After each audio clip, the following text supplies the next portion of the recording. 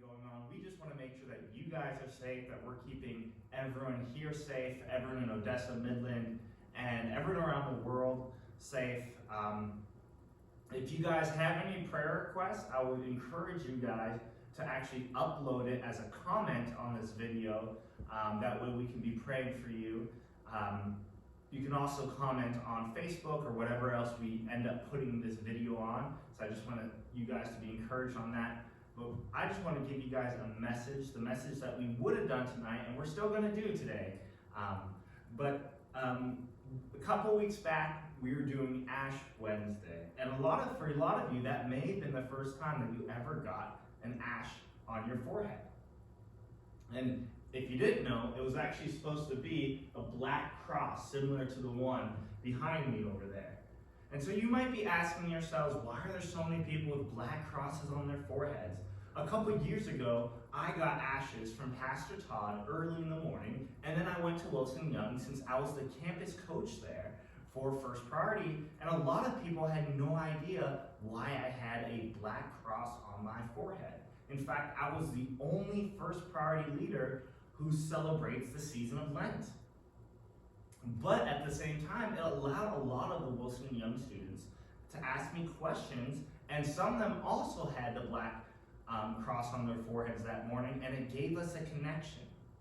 So we are a society, I would say, that loves crosses.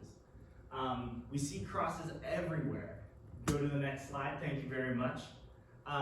We have crosses of tattoos. We see the Methodist cross, and it has that red flame behind it. We wear crosses around our necks. We see crosses on top of our churches and buildings, and sometimes just in the middle of streets. And then, especially here in Texas, we have cross walls. We are a society that loves crosses. There are plenty of other places that you guys see crosses. And the cross is beautiful. The cross represents Jesus Christ and what he did for us.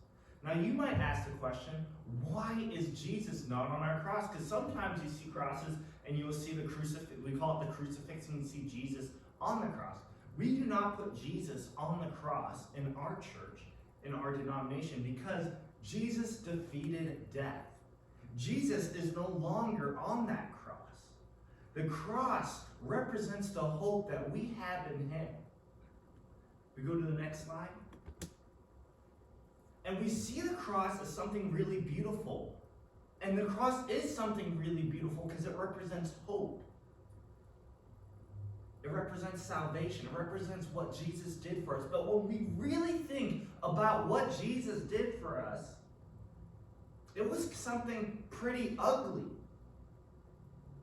I think of a cross and I think of the way that Jesus died, and it's comparable to an electric chair or to getting lethally injected. Could you imagine walking into a church and they have an electric chair or a bed with restraining straps on it and a lethal injection needle instead of where the cross normally would be? How weird would that be? If we saw people walking around with electric chair tattoos and electric chairs around their houses and electric chair walls, or walls with syringes, or walls with beds with straps on them. We look at that and we think, that's kind of disgusting, that's kind of ugly. This person must have done something so bad that they got the death penalty. Electric chair, lethal injection, being hung on a cross,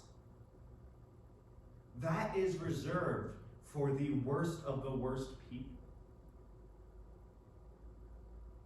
That is what that is how Jesus died. That is what was reserved for Jesus. Back then, the cross was not a symbol of hope. The cross was a symbol of death, despair. It was a public execution. It was the worst way to die. Jesus, in fact, had to carry his own cross.